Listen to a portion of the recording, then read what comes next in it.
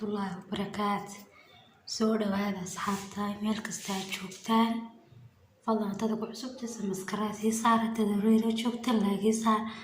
Waxay noo sameyn doonaa casho yar oo sabaayada. Halka waxaa nagu jira 2 koob daqiiqa iyo qaadadaas oo sonkor ah.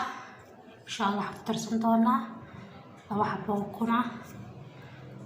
waxaan ku darsan doonaa koob caano ah, koob barkii weeye caano ku darsanaa waxoogaa yar oo subag ah. waxaan ku darsanaa insha Allah intaas isku darsanaa iyo milix yar.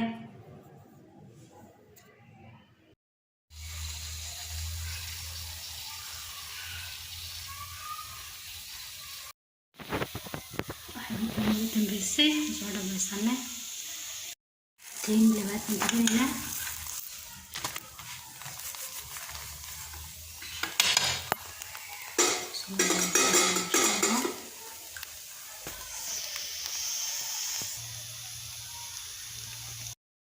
عشاني إن